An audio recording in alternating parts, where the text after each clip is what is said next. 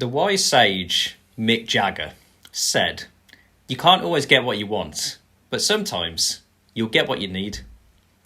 We're not talking about the first half hammering at the Emirates that resulted in us finally changing formation to 4-3-3. We at the Talk of the Trinity podcast, you get what you want and what you need, because we're here to deliver you some great Villa content. Welcome to the show.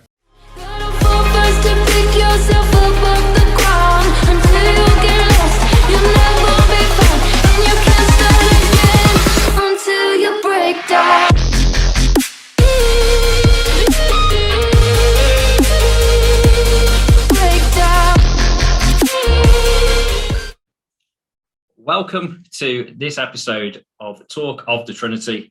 I'm Baz Barrett, with me is Will Forrest as always. As you may have got from the subtle hint dropped in the intro, we're going to be talking about events of last Friday night at the Emirates. Now a few days have passed. I've calmed down since that first half, so we can look at it on a more even keel. And then looking forward to happier times, hopefully. We're going to be previewing Sunday's game against West Ham. We've got a special guest star from the West Ham side of the fence to talk with us all things West Ham and to give us the London input, and we'll give our predictions for the game as well. I suppose we best just get straight into this. Arsenal, Friday night. For those of you unaware of the score, firstly, you should turn off now because your state of bliss is going to be cruelly shattered if you are not aware of the score. But Friday night under the lights, Arsenal 3, Villa 1. We said both teams would score, so we were right on that. But I think it's fair to say that the first half was a bit of a car crash. Well, in the words of Mr. Jagger, we didn't get no satisfaction, for one. I predicted 3-1, the wrong way round. It was very much a car crash. 18 shots to none is diabolical. I mean, I'm an optimistic and positive Villa fan, but even I can't see the positives, apart from the fact of, well, 16 of them didn't go in. That's a bit of a positive, but, mate, it's ridiculous, isn't it, really? Yeah, I mean, I think we'd talked about in the preview about what formation we were going to play. I think we both, in our hat of if we got to pick the team, we both would have gone 4-3-3. Yeah. I think we both suspected that Dean Smith would go 3-5-2. So when we saw the team sheet and it's 3-5-2, thinking, okay, this hopefully will work. But I think it was more in hope, especially compared to last season where we played 4-3-3 and we played them off the park. So you got to, in that slight moment of uncertainty, best foot forward, think, okay, first 10 minutes, let's get a foothold on the game.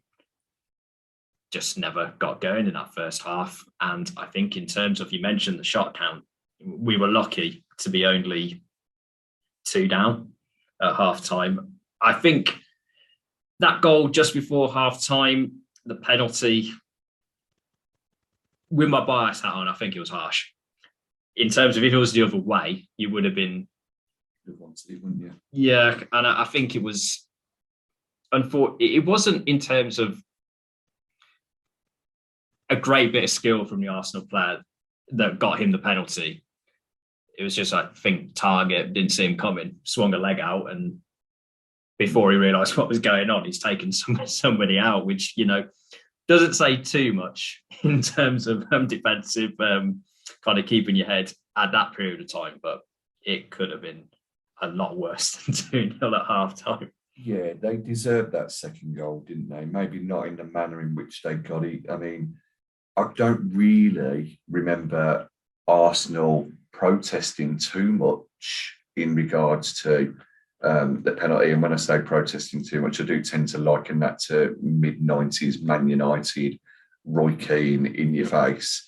A lot of controversy as well around the penalty, saying that as soon as Martinez saved it, or as soon as Aubameyang touched the ball again, the half-time whistle should have been blown because play was brought back after half time for the penalty to be taken. Do you think we're a bit hard done by with that? Do you understand the rules? It's interesting in terms of there's always the feeling that regardless of what the rule is in terms of the time is the time and when the time has elapsed you blow, it's always like one last attack in terms of whatever stage of the game. It's they just get one more go at a shot, or once it goes out of play. It's kind of a bit like rugby, I suppose. The ball has to go out of play for it to be full time. And I suppose maybe the referee was thinking that. But in terms of that kind of couple of seconds between when the save is made and when the ball hits the back of the net, is there a worse feeling in football than jumping up in joy and when you haven't even come back down on the floor, it's gone in the other way from a fan base? I mean, the last minute winner, if that happened in the last minute, that's a worse feeling, no doubt. But that kind of juxtaposition of emotions in such a short space of time, it leaves you feeling embarrassed in terms of allowing yourself that moment of joy and hope. And especially if you're watching the game with somebody who doesn't quite understand the nuances of football, and they are going, "Oh, you were happy a second ago, and now you're throwing stuff like, what's going on?" I think that the thing for me really though was the fact that the Villa players did exactly what you did. Yay! Oh, we probably should have gone for that. Yeah. They just watched Aubameyang go to the ball. You get in the way, you get your body on the line. I mean, Tyrone Mings, and I'm sure we'll come on to him in a bit more detail in a bit. Tyrone Mings is normally the one player who you would expect to be throwing his body in the way and getting there first ahead of Aubameyang. And obviously he didn't, because Aubameyang got that, converted the rebound. But I think the biggest thing is it's not the Villa that we're used to that turned up in that first half at all. Well, Cadbury Athletic Under 11's team would have smashed them. Yeah, I mean, probably one of the few instances where I will defend the players in the first half. I thought the same as you initially, looking at Aubameyang coming into the rebound, thinking somebody should have been on him. You can look in terms of where we were lined up in the first place, but from when the penalty was struck and Aubameyang going in, nobody was going to stop him in terms of, I don't think anybody could have got in the way, unfortunately. I think he was just a bit too far ahead of the play. But we touched upon it in previous podcasts in terms of intensity, in terms of pressing, in terms of trying to get on the front foot. That was, in the first half, the most disappointing thing for me.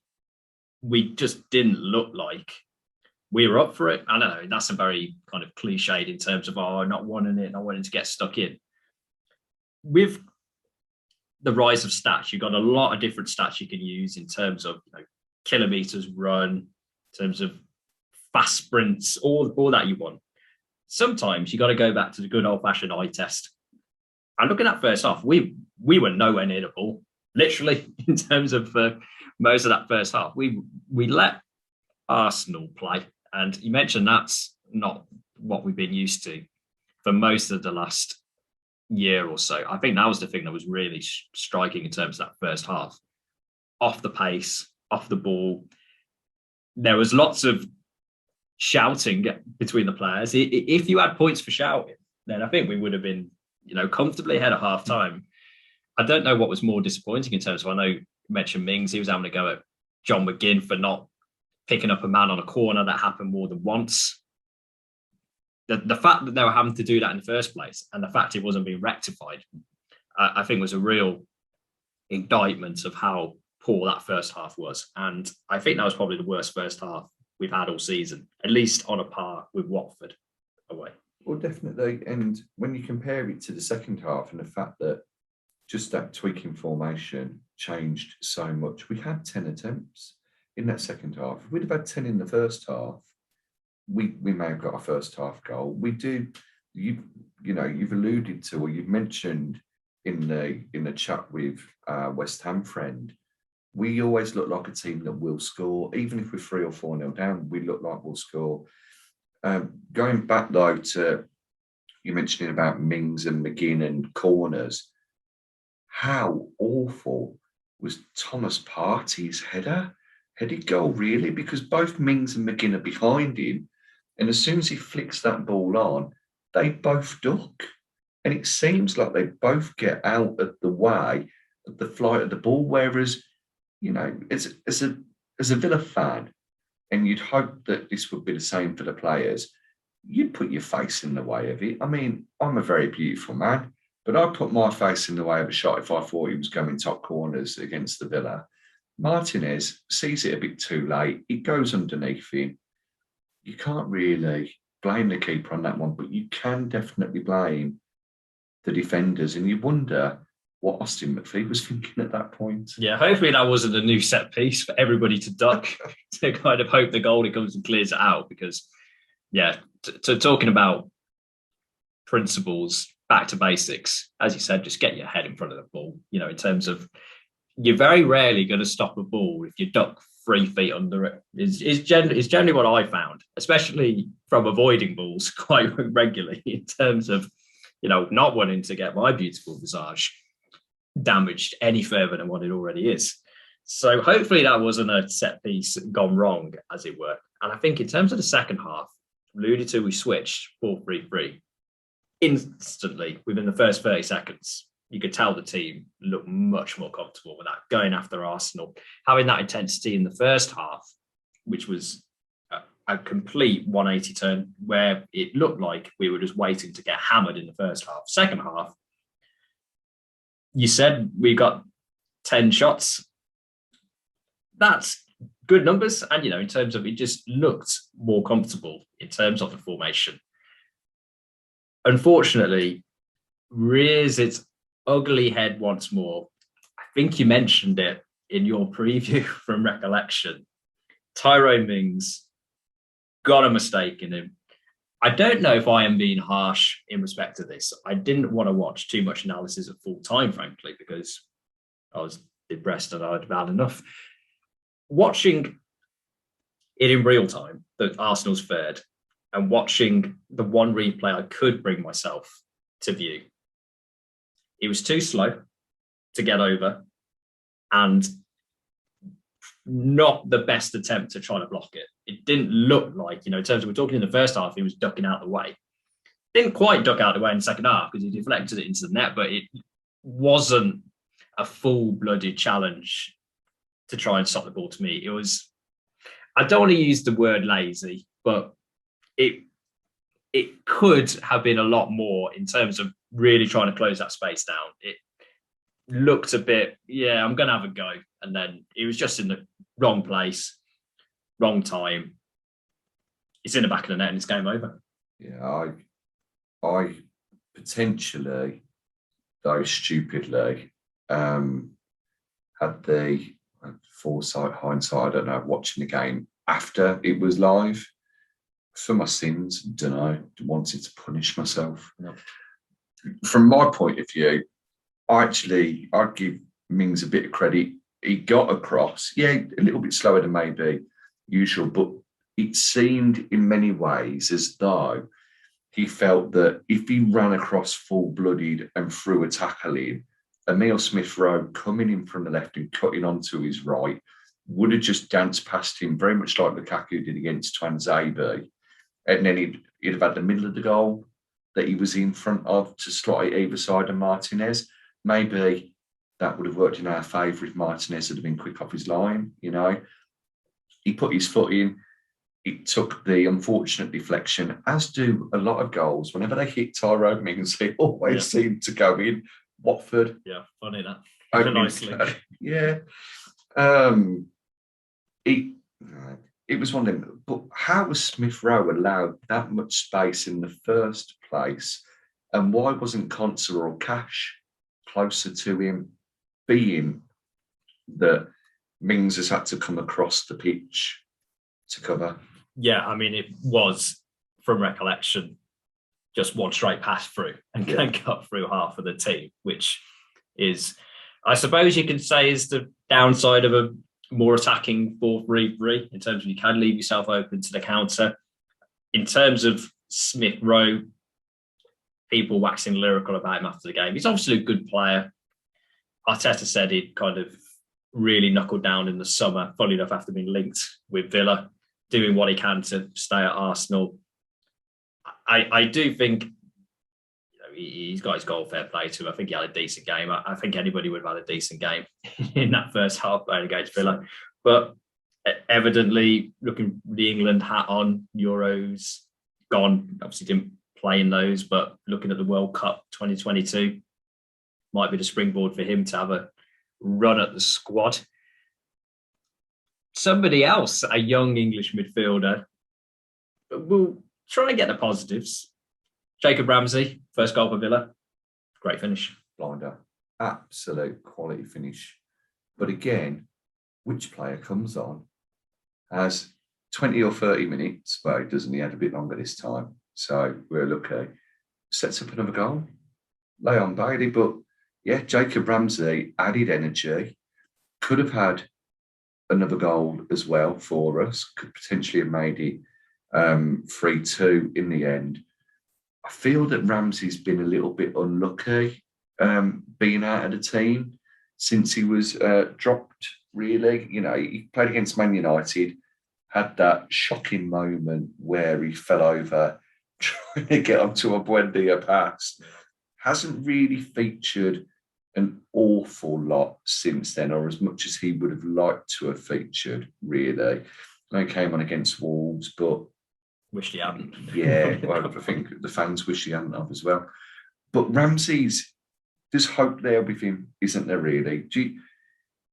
Am I wrong? Does he not deserve to start? Is Deano right, or does he deserve to be one of the first names on the team sheet? I don't think he's one of the first names on the team sheet, but he's definitely worth persevering with. He's a young player. We know can be inconsistent because they haven't got that experience. You're not potentially going to get, that 9 out of 10, 10 out of 10 performance every week. I think he's certainly earned his space in the squad. Somebody who is first name on a team sheet, you touched upon there, making his contribution from the bench, Leon Bailey. The sooner we can get him fit and starting and in that formation, 4-3-3, the better this Villa team is going to be. Just starting on Sunday.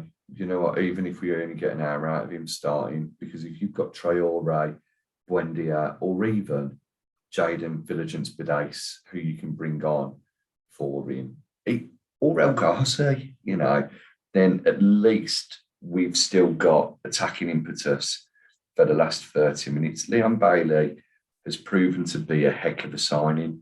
And the worrying thing, and I hate to do it, but the worrying thing here is that if he does carry on playing as well as he is in these cameos, or even throughout the season now playing all game, is a big boy going to come sniffing along in the summer?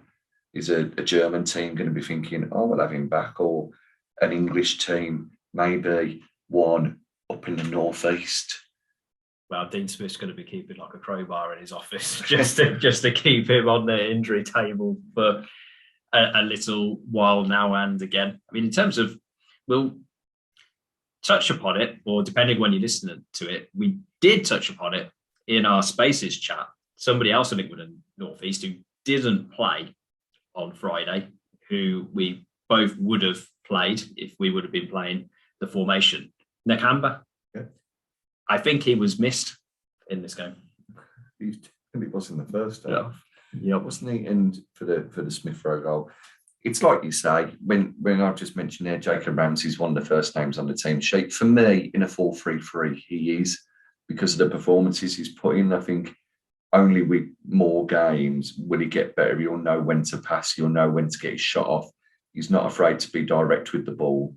However, at the moment, it's very much a toss-up between him and Nakamba as to that third position, which messes Douglas Luiz around a little bit. But if you need that defensive stability, the only real midfielder in that Villa squad that we've seen play consistently or more than 10 times in 10 months is Marv. Yep, and I think it is going to be horses for courses in terms of who the opposition are as regards that interplay between Nakamba and Ramsey about who's going to be starting.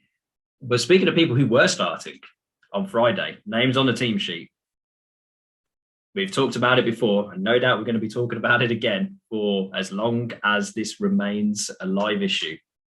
Ollie Watkins, Dany Ings up front in a 2. I watched it live. You watched it in the cold light of day after the game had already finished. It's not working for me in terms of that front 2. I was worried when I heard some quotes from Dean Smith before the game, because, he's not an idiot. People have been raising this to him fairly regularly when he said, in 5 games, they've had 4 goal contributions between them. So that means it's working. I was there thinking, no, if you got 2 of them, you want like 8 goal contributions, because you want one of them setting them up and the other scoring, kind of doing it to each other, not a game where one may score or one may assist. And watching it on Friday didn't work. I think Dany Ings looks lost up front with Watkins, and I don't think Watkins quite has the killer instinct to be the guy up front. I thought he looked better when he was not playing kind of up front, to be honest, as bad as it sounds. I mean, we touched upon in terms of Watkins, we'd play him on the flank. There was nothing in that Arsenal game that's changed my mind in respect to that. What did you think, looking at it dispassionately, that partnership? It's not working. One of them needs to be less selfish for me, and they need to work more as a team rather than 2 individuals, which is what they seem to be at the moment. Okay, all good partnerships take time, but there has to be at least something there from the beginning. You look at the great partnerships, Shearer and Sutton, York and Cole, Gray and Little. It's partnerships where there's been something, there's that telepathic movement, or they're not as greedy, they'll lay each other off when they know they're in better positions. It seems to be a bit one way for me in regards to that. Watkins didn't disgrace himself out on the left wing, but really should have thrown himself at that ball across goal right at the death, which would have set up a nice little last few minutes if he'd have made it 3-2. Talk on Twitter and in the media as well that if we were to stick with a 3-5-2, maybe it's Davis that needs to play up front with Dany Ings and be the big man for Ings to latch onto the ball from. For me, seeing him play for Southampton, how he likes to drop off, he's a bit of a Harry Kane type of a striker. Okay, he doesn't drop as deep as Harry Kane, but he operates around that edge of the box. Maybe it's Cameron Archer. Then he needs to play up front with a Michael Owen-esque striker who can score with his head, scores with both feet, has got pace to burn, and will get into the box, obviously feeling confident as well. Is it time to give him a run out with Ings, or do you go one up front? And if it is one up front, for me, it's Danny Boy. What about you? For me, I agree with you. We go at one up front and we play Dany Ings. But in the alternative universe you mentioned, in terms of if we're going to stick with 2 up front, do we play Davis? Do we play Archer? Unless Archer has made it clear that he will not sign a new contract under any circumstance and wants to go in either when the contract expires at the end of the season, or he wants to go in January, whether mentally by signing a contract with a team abroad or whether facilitating for a transfer so we get some cash, I would play Archer over Davis. I can see how Davis and Ings are, they're different types of centre forwards in terms of, that kind of, as you mentioned, Owen. I suppose it's like, kind of Neheski and Owen, I suppose, in that style. But I think it's slightly old-fashioned view in terms of, especially with a struggling side, who's going to give you the edge? Who's most likely to get you a goal in that moment? And I think that's Archer. And I think he's, although it's been in the League Cup, so you can say, okay, it's a massive jump to the Premier League. And it is, I agree. But I think he has shown he's got enough quality there to at least earn a shot if we're going to play two up front. And if there's a situation whereby Watkins goes on the bench and you're looking at who's the next cab off the rank, you're playing two up front, it's Archer for me. Definitely. I mean, you say about the League Cup, obviously the one game was Barrow, but it was a hat-trick, great hat-trick there, scored a few against Burton, which is proper men's football, and there were great goals against Burton as well. Don't forget, he scored against the champions of Europe in the League Cup, and Kepa, who's one of the most expensive goalkeepers in the world in regards to how much they pay from 72 million at the time. He's got something about him. The rumours that are coming out that seem to be stronger is that he is going to be kept at the Villa in January, that are going to keep him around the first team squad, and he's going to sign a new contract. I think that's what we're all hoping for. Definitely hoping for, yeah. But if you were to leave, you imagine him going to maybe a German first division team, a Leipzig, Dortmund type of a one. Play Erling Haaland, he can come and join us if he wants to. I'd reluctantly accept that trade. But no, at the moment, it's got to be Danny Ings. And Danny Ings, 3 goals this season in 9 games. 1 goal every 3 games. All right. It's not the greatest record. You wouldn't expect that from Danny Ings. You'd expect more. But he's joined a new club. He's going to take a little bit of time. He'll be on penalties, I would imagine, when El Ghazi's not on the pitch. And all it takes for him is a few chances. He's a proper finisher, isn't he? Without being a poacher, because he's not a poacher, he's a proper finisher. And at the moment, regrettably, and I mentioned this before, I think with everything that's going on with Watkins at the moment, he's not able to fully focus. I mean, I don't know about his personal life.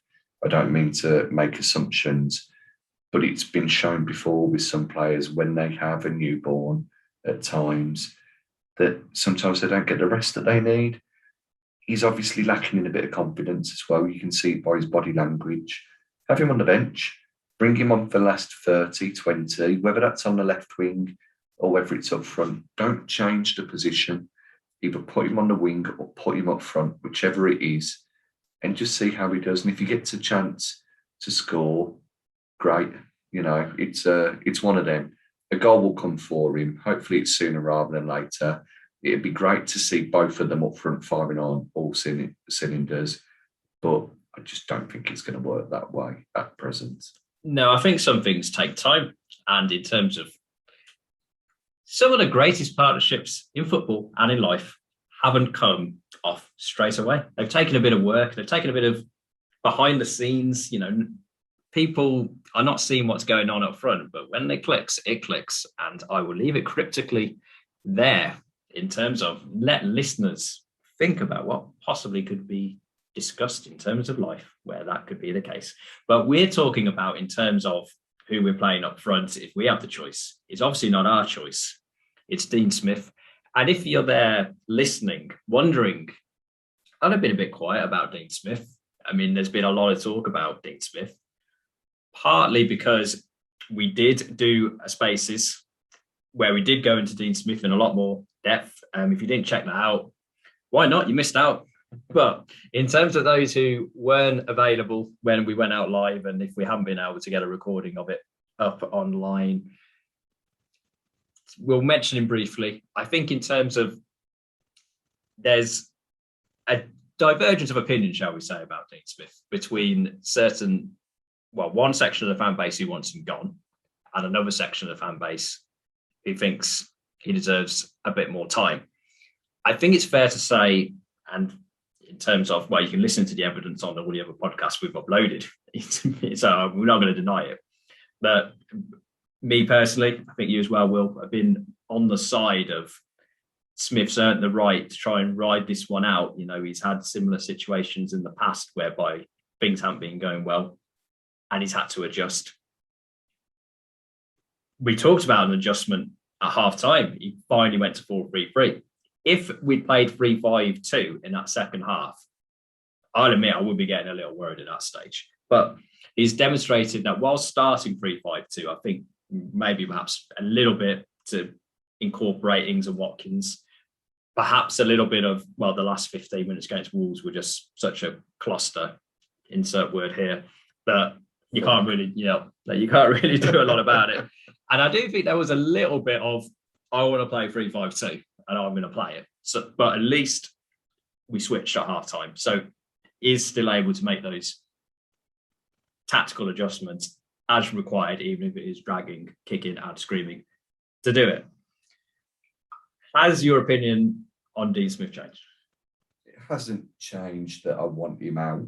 I'm not going to be there with my bed sheets on Sunday saying Smith out, one, because my wife wouldn't let me, but two, because I don't have the need to either, and three, because I don't have any marker pens. I ain't going to the shops before then. But I do think he's walking on eggshells a little bit now. These next 4 matches are going to be big games for him. And from my opinion, and I'm not saying that this is what I want or what I feel, what I want, it's what I feel. I think if he doesn't get 6 points, we might be seeing the crowd, all of the crowd really turning against him if we don't get 6 from the next 4 games. You look West Ham at home, Southampton away, Brighton at home, Crystal Palace away.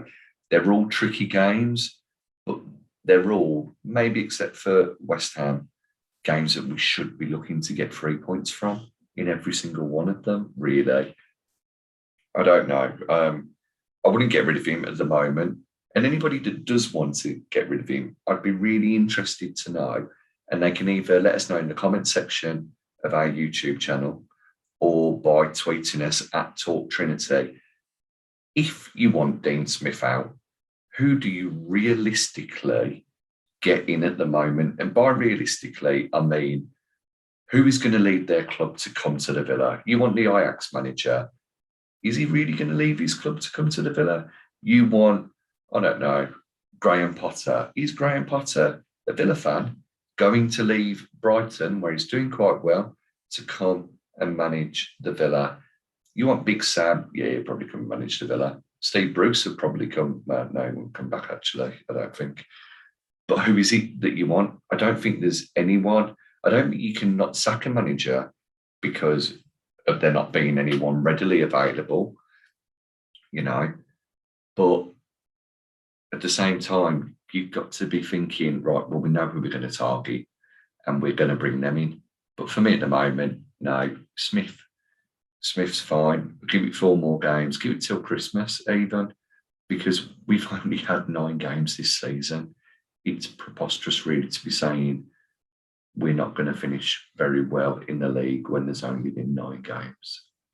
Yeah, I mean, I agree. You got to have a transition plan in place if you're going to do it. And unfortunately, because of our friends in the Northeast coming into a little bit of cash, shall we say, the price of doing business has just gone up in terms of any manager who's going to want to come in. And this stage of the season isn't the greatest in terms of getting a manager in. Ideally, you get a manager in at the end of the season, or if you promise them some funds in January, maybe you can be a little tempter, but doing business in January is notoriously difficult because most teams don't want to sell their best players halfway through a season, apart from for extortionate prices, which, again, our friends in the Northeast may be willing to pay in January. But in terms of the next 4 games, incredibly vital. We will be talking about the 4 games on future episodes of the podcast. So we will be giving you our views in respect of that. But I think for now, unless we have any more graves to jump in terms of Friday night, I think it's best to leave the scene of the crime in respect of Arsenal, Emirates, and look forward to the next game. Yep, definitely. So looking forward to Sunday now, and Halloween evening game. The clocks go back, the nights draw in. But is it going to be a trick or treat for Villa as we take on West Ham live on Sky? You'll have our opinion, but joining us we've got a special guest star. We've got James from We Are West Ham podcast. How you doing, James? I'm good, thanks, guys. Thanks for having me on. No worries. Cheers for having us. And I suppose in terms of the people who've been listening to the first half of the podcast, it wasn't a good question for us to ask and to have to speak about in terms of what happened last time out for Villa. I'm guessing for West Ham fans, you were pretty happy with what happened for your last game out last Sunday. Yeah, I mean, beating Spurs is great at any time, but beating this season just felt that a little bit better because for the first time in a long time, it does feel like we're catching them up a little bit. You know, for the last maybe I'd say 8 to 10 years, they've been competing in the top 4 title challenges, Champions League final, of course, and we've kind of been battling against relegation, shambolic stadium move.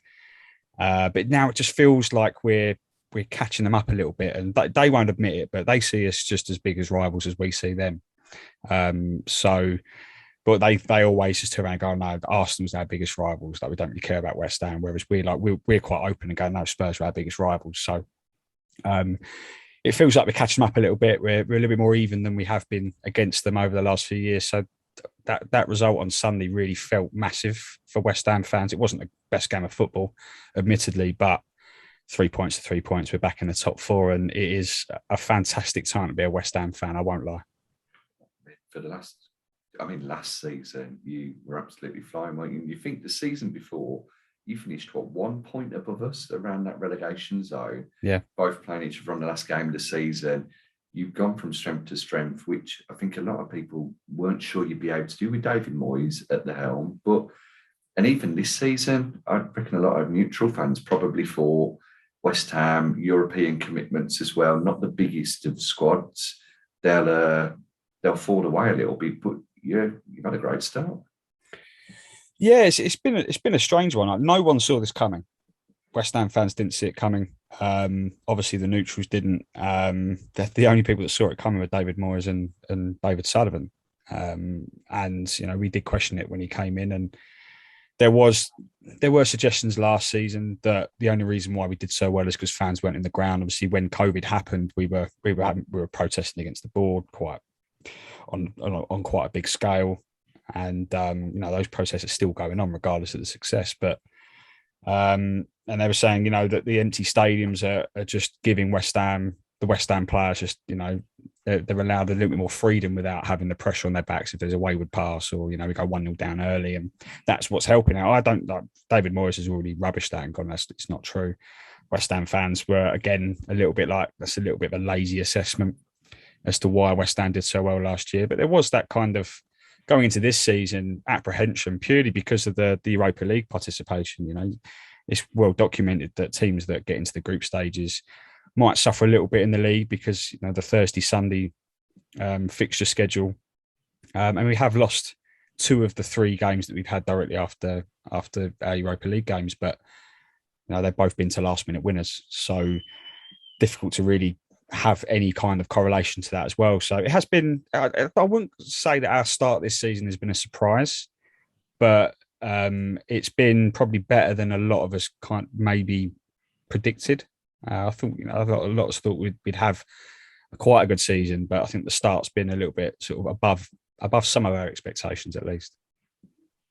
In terms of that start, which players have been performing above and beyond expectations for West Ham? Who are the danger men who Villa fans should be looking out for on Sunday afternoon? Ben Rama started the season very well. He has tailed off over the last 1 or 2 games, admittedly, but he had a really tough year last year. I think Moyes was a little bit patient with him, gave him a little bit of time to get used to the Premier League. Obviously, he'd come up from the Championship when he was at Brentford, and he struggled a little bit with settling into Premier League life and settling into the starting 11. And Lingard's arrival in January didn't help either. But this year, he seems to have really found his footing, and he looks dangerous. Probably not as consistent as he'd like to be, and we'd like him to be, but he's one that is certainly dangerous. And but the main one is Jarrod Bowen. Like, the guy, just his work rate both on and off the ball has been superb. He's been one of our unsung heroes this season. His numbers haven't been great. I think it's only 1 goal and 2 assists, 1 goal, 1 assist maybe. But the impact he's had, regardless of his lack of returns, has been really, really important to our attacking threat. I think he'll have 2 or 3 chances per game. His finishing hasn't been great, but he's the one that any opposition should be kind of keeping an eye on, because he's the threat really on that right hand side. You've got a bit of history. You're taking players from the Championship, bring them into the Premier League, and then giving them time to settle in, really, and them coming good. You mentioned Ben Rama and Bowen, who have both been flying for you and both did really well in the Championship. On top of them, you've got Aaron Cresswell, who very solid left centre back or left wing back, wherever it is that you're playing him now. Michail Antonio as well, in amongst the goals last season. But the one player who obviously didn't come from a lower league, but seems to be synonymous with West Ham at the moment, is Declan Rice. Yep. And obviously, because of his brilliant performances, not only for England, but also for you, there's talk of £100 million moves. Is he worth 100 million, do you think? I think he's worth whatever the club want to charge for him. I think he's that good that there are some players in the market where clubs will put too much of a price tag on their best player. But I think where Declan Rice is concerned, given his performances at the Euros in the summer, arguably man of the match in the final before he was subbed off, and his performances this season, let alone last, he's been great this year. If anything, he's been better. I think the club are in a position now where they can charge whatever they want and it'd be worth that. I'd be disappointed if he does go for less than 100 now. In the summer, I was like, if Chelsea come in for 80 million, I wouldn't be surprised if the club had taken it. But as it got later on in the summer, it was getting more and more obvious that it's going to take more than 80 million because we haven't got a lot of time to replace him. So I think if he continues the way he's going this season against Spurs, he was probably the best game I've seen him play in a West Ham shirt. 100 million minimum, I think now. It seems very much like the Jack Grealish situation for us, doesn't it? Really, where it's how much that player is valued by the club and how integral they are to the team. As you say, that European final, how Declan Rice got taken off, whether it was injury or he was fatigued, I don't know at the time. Yeah, seeing him just running at the Italians, being the only player who really wanted to take the game to them as well. And, he's very much pigeonholed as a defensive midfielder, isn't it, really? So to see him get the ball and be driving forward was probably a sight for sore eyes for England fans. That's what he does best. I think, we were talking on our podcast last night, actually, that, everyone thinks of him as a defensive midfielder, as you said, but actually it's not just about him reading the game well and sort of just protecting the back four and cleaning up loose balls in front of the back four. When he wants to, he can get the ball and he can drive forward and he can beat players. He's got a little bit of pace. He's not the quickest of midfielders, but he's got a little bit of pace. He can beat a man. He reads the game well, so his interceptions automatically or can automatically lead him into a counter attack. And that's part of the game that David Moyes wants him to play. His instructions are get forward as if you can get forward, do it, because he can run with the ball, he can beat a man, and he's so good in a tackle as well. So he is the all-round midfielder for me, and that's why he's potentially going to go for a lot of money in the end. I mean, in terms of that perception of Rice, it is very much, I'd agree, in terms of defensive. I was listening to another pundit earlier on in the week saying that they saw Rice's future at centre-back rather than at centre midfield and potentially going higher up the field, as you mentioned there. I'd say that's probably good news for West Ham in terms of people aren't, from the outside looking in, really quite seeing the full potential of Declan Rice, and perhaps that is going to allow you to keep him for a little longer than perhaps may have originally been anticipated. Potentially. I think regardless of what neutrals or pundits think of him or think where he's best suited in terms of his position, the fact is that the likes of Chelsea, United, City, they're the guys that make the decisions behind the scenes there will already know how good he is. So regardless of whether neutral fans sort of will be questioning, so what does Declan Rice do? I don't really get the hype, or whether pundits will say something similar. At the end of the day, the decision makers at these big clubs with all the money will already know how good he is and how influential he can be for their team.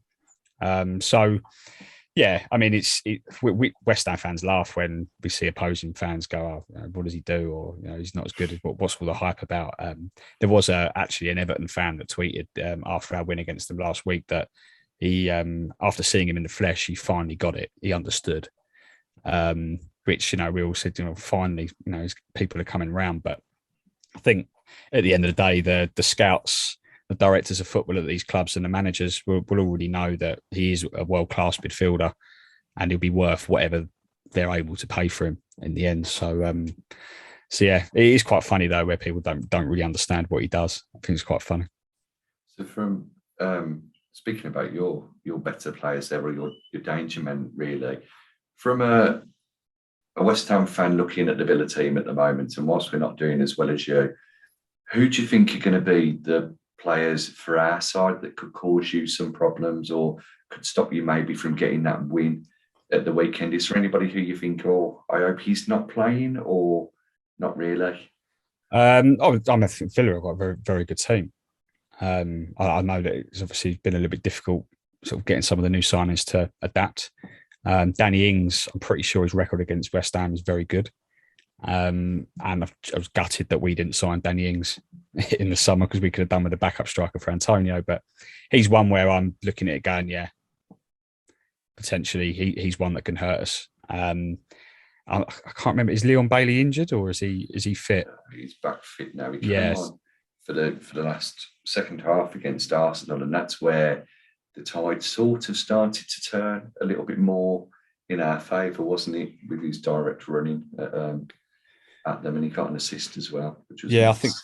I think he'll be one that will probably be causing a lot of alarm for David Moyes. Players running at our fullbacks might be a bit of an issue. Obviously, Creswell's great going forward. Defensively, he's good as well, but he's getting on. He's 32 now. Hasn't got the pace that he used to have. Ben Johnson on the other side, he's got that pace. He's a lot younger. I'm pretty sure he'll play. I think Soufal's still injured. But again, relatively inexperienced. So Leon Bailey's probably the one. If he does start, I think he could be one that has the potential to hurt us. I think most, if not all, Villa fans are hoping that Leon Bailey finally gets his first start for Villa, because he has been an impact player so far. Sometimes too much of an impact, because he's got himself injured, making too much of an impact coming off the bench. But hopefully he'll be playing Sunday. And looking forward to Sunday, obviously, in terms of mentioning the team's league positions currently are having to scroll down a different page on CFAX to see where Villa are compared to West Ham. But in terms of a score prediction, how do you see the game going? Well, I was looking at our head-to-head in the Premier League, and amazingly, there's been 20 draws out of I think it's 44 meetings between us in the Premier League, and there's been 20 draws. So it would be quite natural just to go, it'd be a 1-1 draw. But we had a good result at Villa Park last year. Villa Park hasn't been the best hunting ground for West Ham. I think we've only won there 4 times in the Premier League. I think it'll be tight. I think Villa's start to the season probably is a little bit false if you actually look at the talent in the squad. I think you'll have a really good season in the end when it begins to click. But I'm going to take a draw. I think a point away at Villa wouldn't be a bad result on reflection come the end of the season. I think there'll be goals as well. I'm going to go 2-2. Fair enough. Do you know what? I feel really bad that our guest is more optimistic about the Villa's result than I am this weekend. I'm normally the positive one, and we hope that Baz says something negative, because when he says something positive, you might as well just not go or watch the game. After Moyes' masterclass last year of having Soufal and Fredericks marking Grealish, it sounds good that Soufal's potentially injured, so he doesn't double up on Bailey. But a lot of it for us depends on the formation that we play, doesn't it? I actually think, and I hate to say it because I'm taking my lad down this weekend, but I think it's going to be 2-1 to you. He'll be happy just as long as the Villa score. But, Yeah, I think you'll probably have a little bit too much. The only thing that fills me with a bit of hope is the late goals on Sundays after being in Europe and whatnot. What about you? Yeah, I mean, maybe it's me being pessimistic because a lot of West Ham fans would agree with me. We're enjoying it at the moment, but we're almost waiting for the moment where it all comes crashing down. And you're kind of going into every weekend going, we're good enough to win this, but we wouldn't be surprised if it all just fell apart and that was it. And, so I've always got that in the back of my mind that it would be very West Ham to have a great 18 months and then just crumble and then just kind of revert back to the norm. But it sounds really defeatist of me, but I'll definitely take a point at Villa Park. Yeah, I think it's going to be, in some ways, it's a bigger game for Villa than it is for West Ham, in terms of, even though realistically speaking, West Ham's still in the hunt for European football or hoping to be in that hunt at the end of the season, whereas most Villa fans think that realistically it's probably a year too early for European football for us, and we'll definitely be looking to do it next year. But I think because of the current state Villa are in terms of the early inconsistent start to the season, and there's been a lot of talk about the formation that Villa have been playing, and I think some of the early murmurings will get louder or quieter about an hour before kickoff, depending on the team sheet that's named by Dean Smith for Villa. But I think I'm going to be that guy as well, and I'm going to go for a draw. I mean, in terms of, it's always close games, Villa West Ham.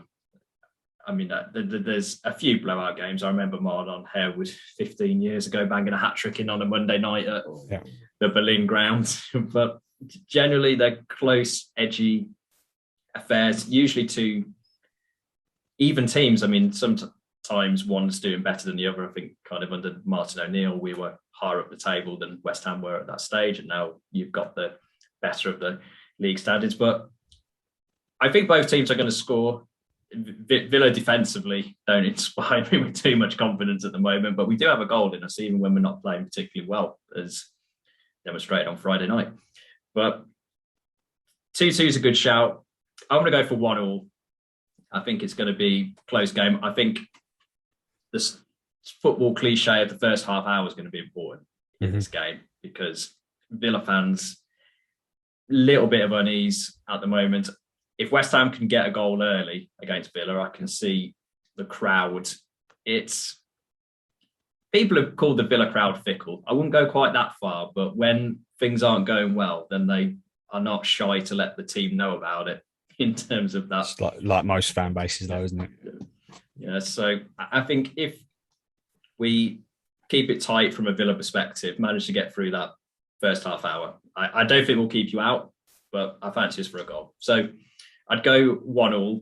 I think that's created a bit of history in our podcast, because I think that's the first time we haven't had anybody predict a Villa win, which I suppose is a perfect symbol of where Villa are currently. But, you got to start somewhere. We've got to stop the rot. We've had not a good run of it recently, 3 defeats on the bounce. So hopefully the small steps towards our probable eventual finishing place will start with a draw. Speaking of finishing places, I've got one last question for you before a tiny weeny little quiz, which we mentioned before we started recording. In regards to the end of the season, and I'm pretty confident as to what I think you're going to say, who finishes higher, West Ham or Villa? What do you reckon? It's a difficult question. I think we'll finish higher. But it all depends on, because our squad's really thin, and it all depends on sort of how deep we go into the Europa League. I think we're relatively confident that we'll progress through the group stages now. But the deeper you get into it, once we get into sort of February, March, April, if we're still in it then, which is a possibility, then with how thin our squad is, and if we don't invest in January, which West Ham fans aren't really expecting the board to do, even though they definitely need to, it might begin to tail off, and then anything can happen, really. So I think we will probably finish higher, but I see no reason why Villa can't finish in the top 10. Like, definitely achievable with the squad you've got. So it might be quite close actually towards the end of the season. You've been a lot more positive than we are on this show today. But at least one of us has to be. So, onto the aforementioned quiz.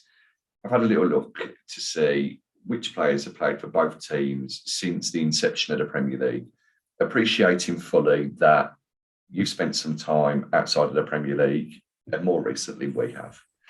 There's 15 players that have played for both. I mean, I've done this with Newcastle fans before, did it as well with Everton fans, and I'm always surprised at some of the names that I see because you completely forget about them.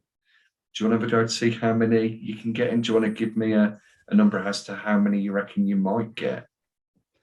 Well, I'm just having a think now, and annoyingly, only 2 are springing out of me. Beyond that, I know 3 actually, 3. And I'm normally quite good at this sort of thing, so you've really caught me off guard with this. I try not to let people know about this beforehand because you just have a quick look on Wikipedia, Wikipedia or something, you know. Yeah, it's the sort of thing that me and my mates like to do in the pub. With sort of the team we're playing. Yeah. That afternoon we'll do something like this in the pub. But with the 3 players I've got, do you want me to start? Yeah, carry on whenever you're ready. Marlon Harewood. Yep. James Collins. Yep. John Carew. Yeah, I forgot that he played for you, to be fair. I mean, barely played. I think so. He was with us for 6 months, but a season, but didn't do a great deal.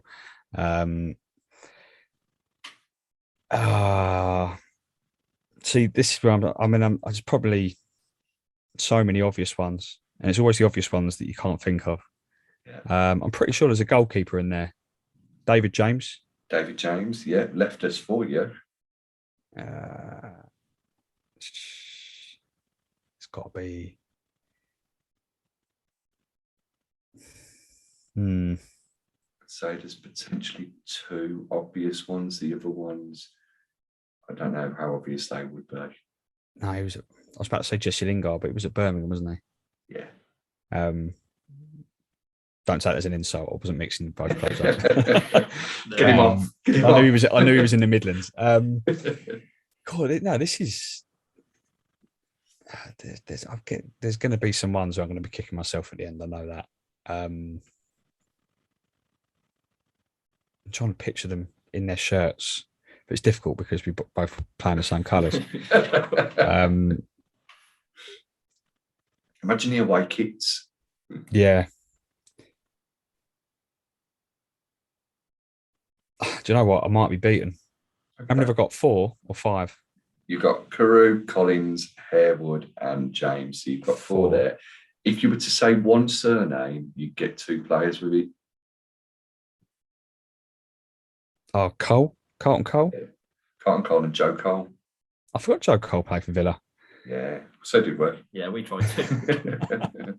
Scored 1 goal for us, didn't they? Against Burnley. So that's what? 5 now? That's 6 now. Yeah.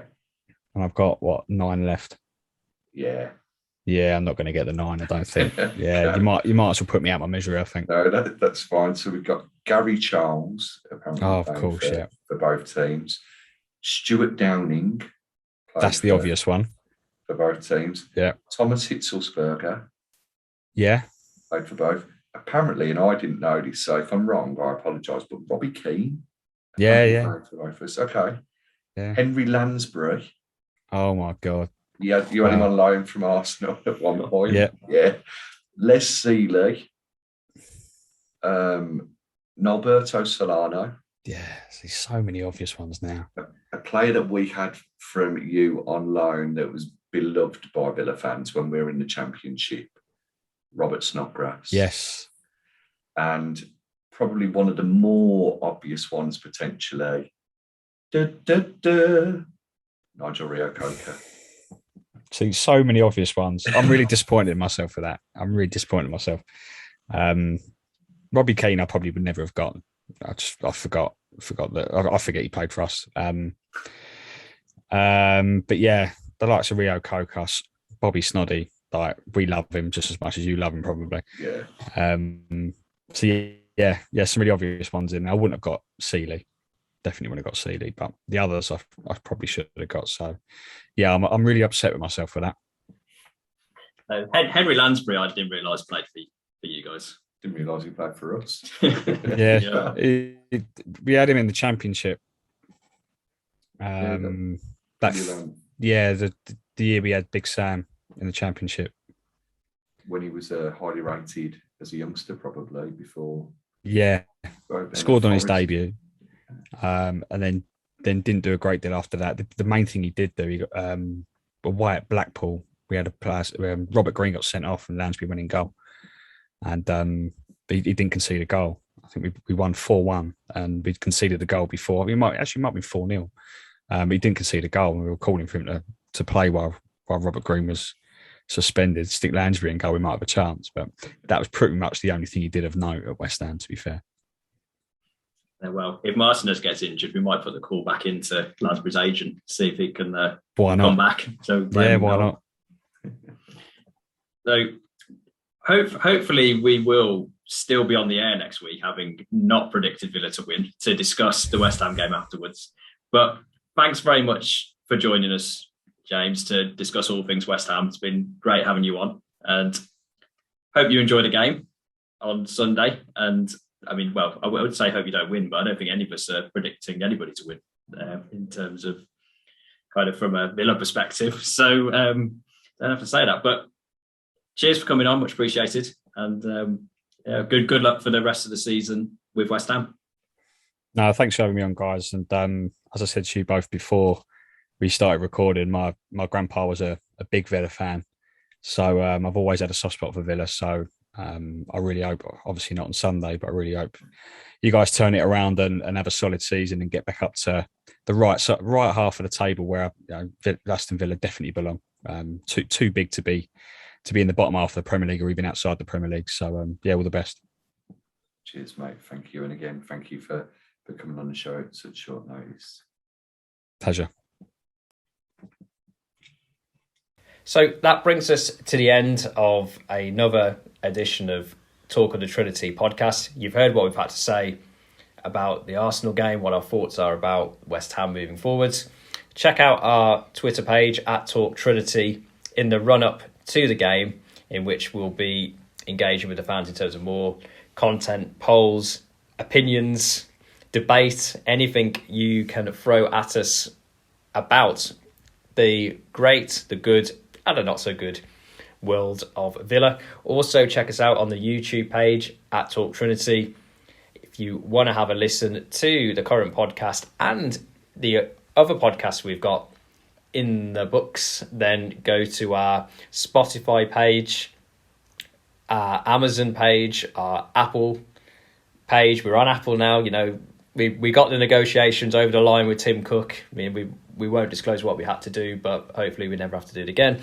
Then we're on Google, Stitcher, all other great and good podcast providers. And if you want to check out, some of the best episodes, we'll have them pinned at the top of the Twitter page. Last shout out for our chat with Jamie Gray, which has been getting some good feedback, some good views. Really great chat, engaging with Jamie about all things Villa, past, present and future, which sums up what we do at this podcast quite nicely. So I can't sum it up any better. So the perfect time to leave. So thank you for listening to Talk of the Trinity. Hope you enjoy the game on Sunday, and hope that you are back with us next time for us to decompress and to look forward once more. Cheers, Tar. Thank you very much. If you see me at the game on Sunday with my lad, feel free to throw a cabbage at him. Up the Villa.